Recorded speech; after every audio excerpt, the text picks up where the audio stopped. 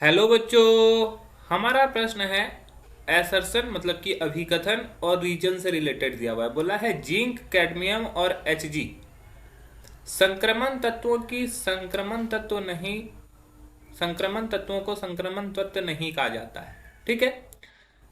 दूसरा होता है रीजन जो दिया हुआ है, बोला है जिंक कैडमियम और Hg का इलेक्ट्रॉनिक विन्यास सामान्य सूत्र N-1 D10NH2 द्वारा व्यक्त किया जाता है। तो इसमें बताना है कि हमारा अभिकथन और तर्क में क्या क्या दिया गया है। तो अभिकथन और तर्क दोनों सही हैं और जो तर्क दिया हुआ है वही सही एक्सप्लेनेशन है।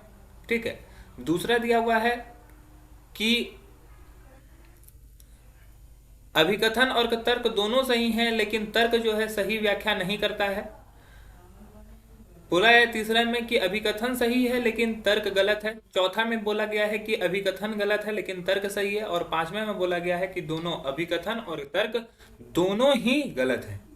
तो चलिए समझते हैं इस प्रश्न की। अगर मुख्य अवधारणा की बात की जाए, मुख्य अवधारणा की बात करें तो मुख्य अवधारणा इस प्रश्न की क्या हो गई, हमें समझना होगा संक्रमण तत्व किसे कहते हैं।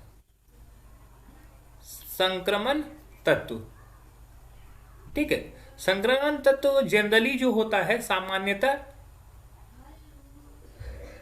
वर्ग 3 से वर्ग 12 संक्रमण तत्व कहलाता है। लेकिन संक्रमण तत्व में सभी संक्रमण तत्व नहीं हो सकते हैं।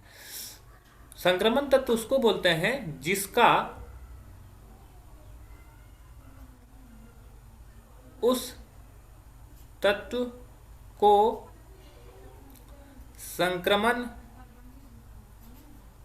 तत्व कहेंगे जिसका डी कक्षक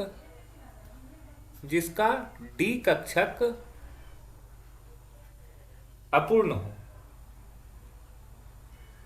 जिसका डी कक्षक अपूर्ण होगा वो संक्रमण तत्व कहलाएगा। जिसका डी कक्षक सब अपूर्ण हो जाता है वो डी कक्षक नहीं कहलाएगा। अब यहां पे हमें दूसरी बात सीखनी है, इलेक्ट्रॉनिक विन्यास। ठीक है, इलेक्ट्रॉनिक विन्यास के बारे में। तो अगर यहाँ पे 3 चीज दी गई है, एक है जिंक Zn, दूसरा दिया हुआ है कैडमियम Cd और तीसरा दिया हुआ है मरकरी Hg।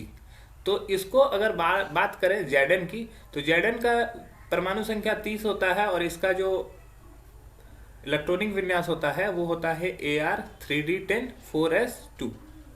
उसके बाद फिर कैडमियम का जो होता है वो होता है क्रिप्टन 4D10 5s2 और Hg का जो होता है वो जेनॉन 4f14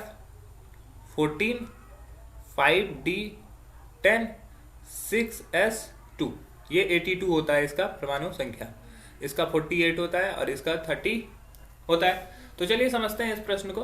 तो देखो यहाँ पर क्या होता है, डी कक्षक सभी का सभी डी कक्षक में कितने इलेक्ट्रॉन रखे जा सकते हैं, डी कक्षक में 10 इलेक्ट्रॉन रखे जा सकते हैं, सभी को पता है। ठीक है, ये 5 इसके पास रहता है और 10 इलेक्ट्रॉन इसमें फुलफिल होता है, 5 इस तरह से और 5 इस तरह से।